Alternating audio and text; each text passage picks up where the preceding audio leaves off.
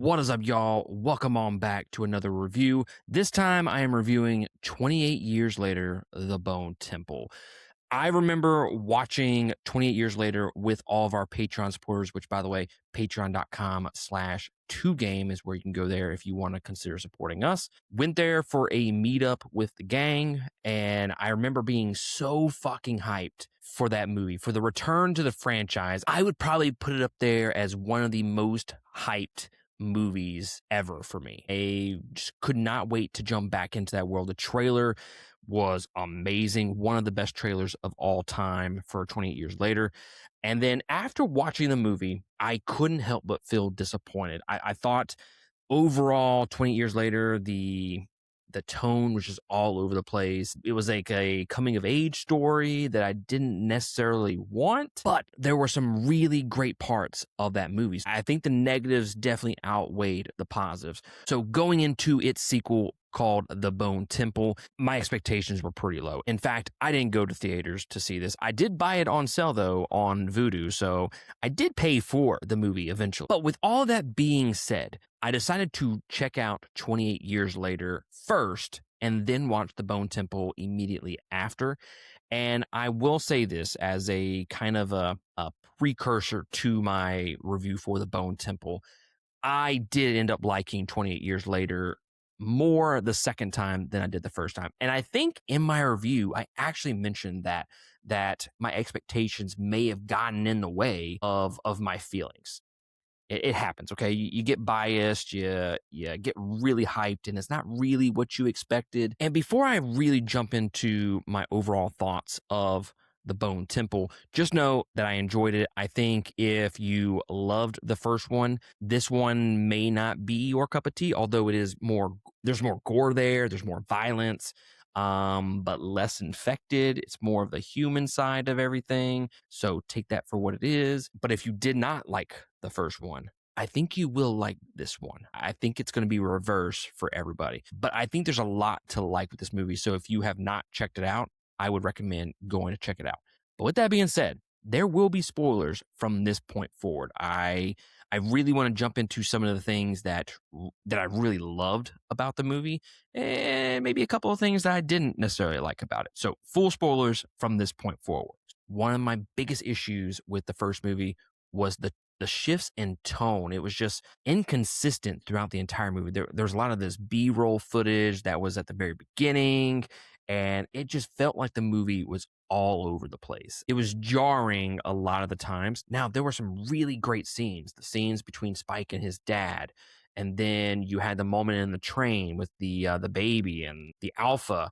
And then you had the actual meeting with Dr. Kelson, which was really great, but also really slowed down the movie. And then you have the ending, which is when the Power Rangers show up, and it's like, what the fuck just happened? Did I miss like a huge part of this movie? The Bone Temple corrects a lot of those issues that I had with the first movie, where it shifts in tone. This one is pretty consistent from beginning to end.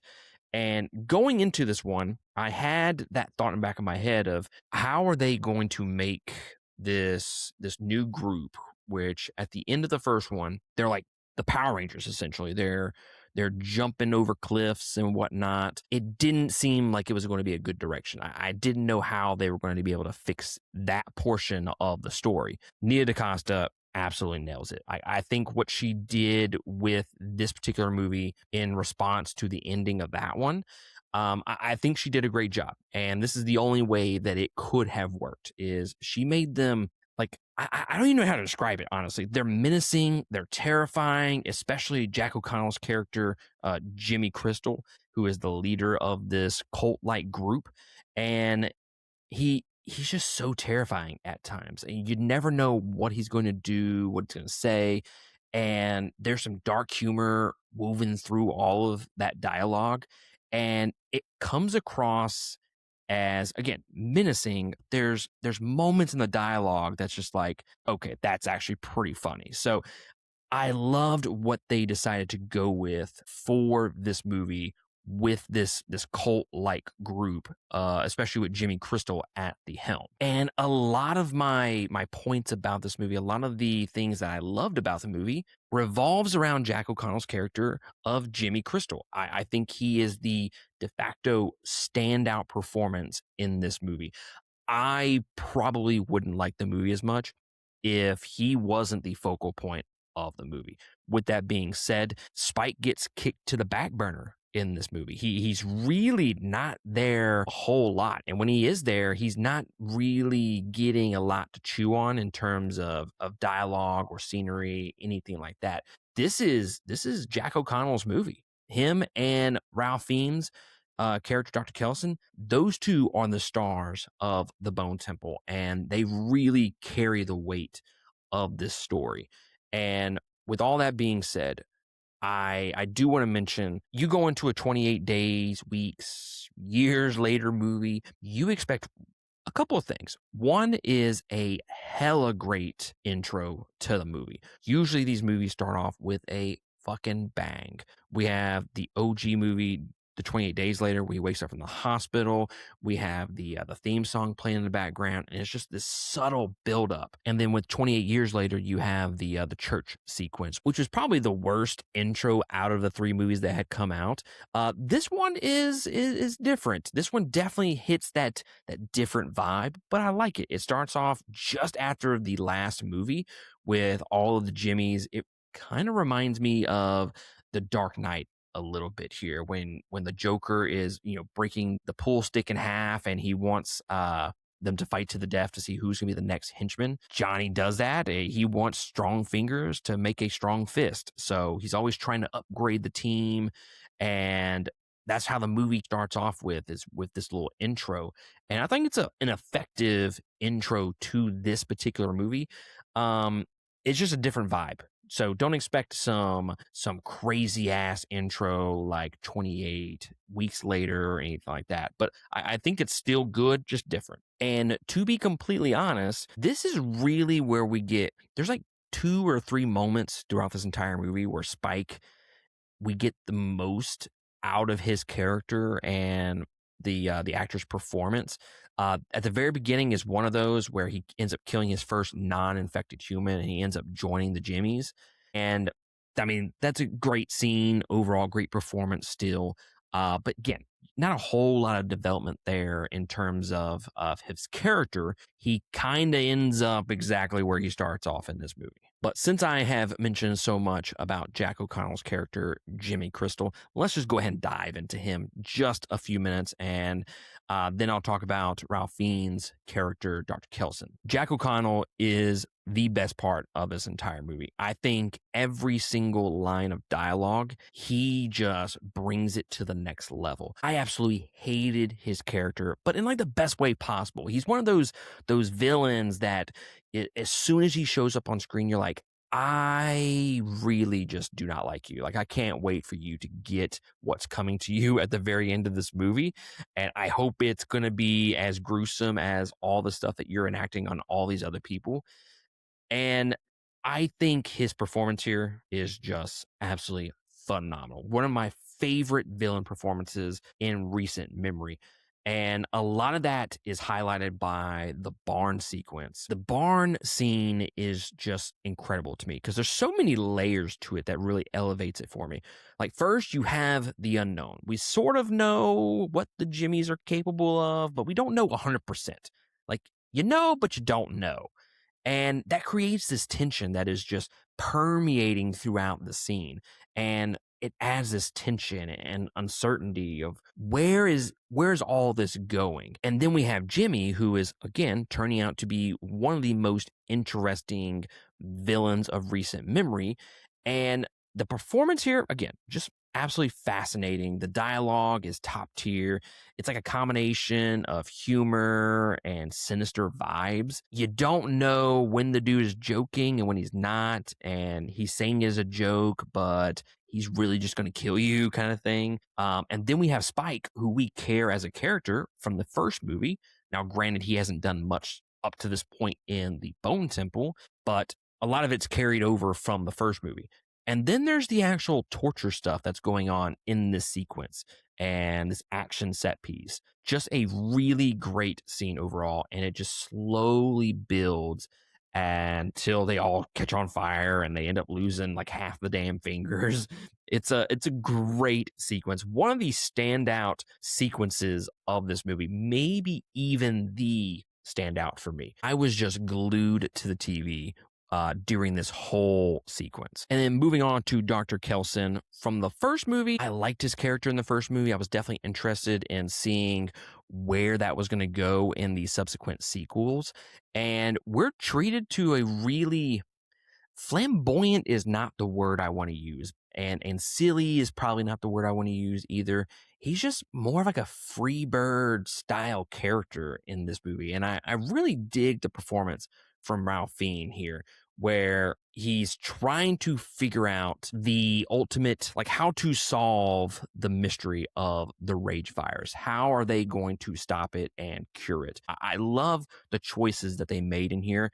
It's completely different than really any other zombie movie that we've gotten in the past. A lot of it is okay, infection, zombies, they kill people, end of the movie. This one, they're really going the route of okay, we think this is how it affects the mind and the body. And he's working through all of that by using the Alpha Samson from the first movie, aka 28 inches later. But we get a lot of heartfelt moments between him and Samson in the middle portion of this movie.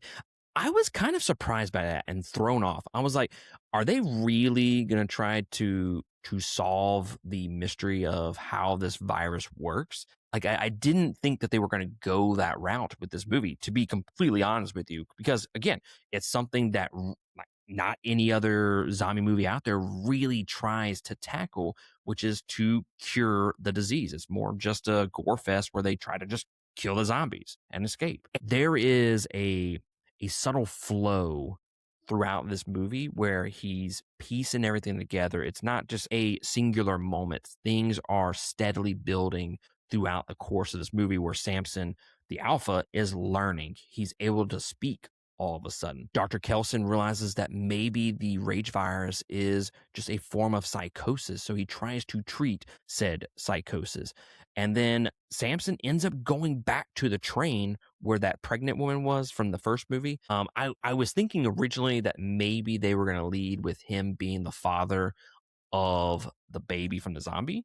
I was thinking that, but it seems like they pivoted in a different direction there. But then at the very end, he's kind of losing that rage virus, and all the infected are fighting him at this point. So I think there's some really interesting and cool ideas and concepts being explored with the Bone Temple. There's just so much more depth added with just these little bit of details sprinkled throughout the entire movie. It's going to be interesting to see the huge implications that this has on 28 Years Later 3 when it eventually comes out, and what that movie decides to explore with all the revelations of the Bone Temple. And one of the last things that I want to mention, the practical effects, so fucking good in this movie. There's one scene where the Alpha Samson rips out this random dude's spine, and the sound design is great, but the actual practical effects of the head, the spine being pulled out looks so damn legit. Honestly, if you told me it was real, I'd probably believe you. That's how good it was. So overall, the practical effects throughout the entire movie really fucking great. The costumes, set designs, all that is second to none. I think overall this movie just looks better. It flows better.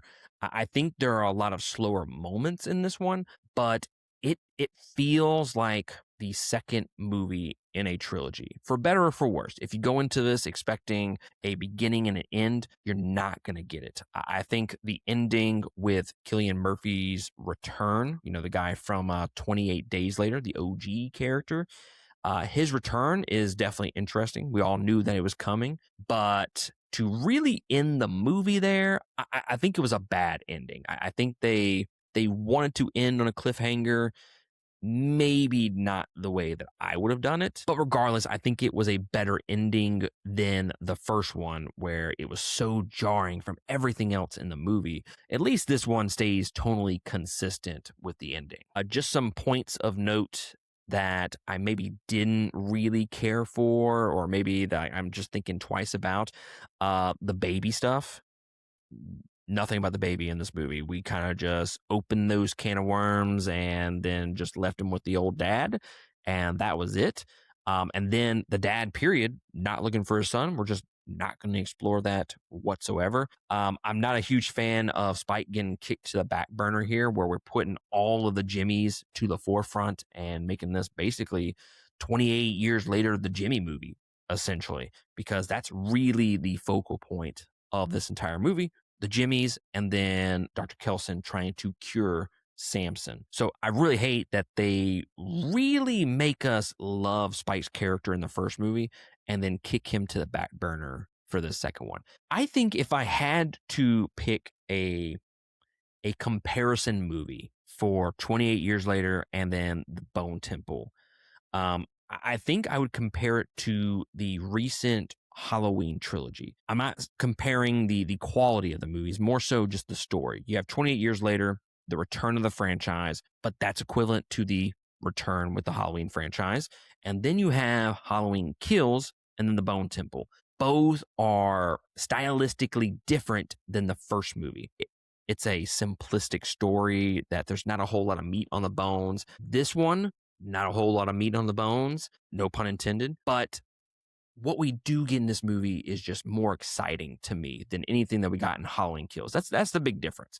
But I will be curious to know when 28 years later 3 comes out, how will we feel about these two movies plus that one? Will this movie feel like an outlier to the trilogy? I don't know, but I am curious to find out, because I think as of now, if I had to make a guess, I'm wondering if you could remove this movie altogether and you could just watch the first and the third movie. Because that's how it is with Halloween Kills. You could essentially just cut that movie and just watch the first and the third movie. So I don't know. I'm very interested in seeing part 3 now. I'm definitely gonna go see it in theaters this time around. They restored my faith in this franchise for sure.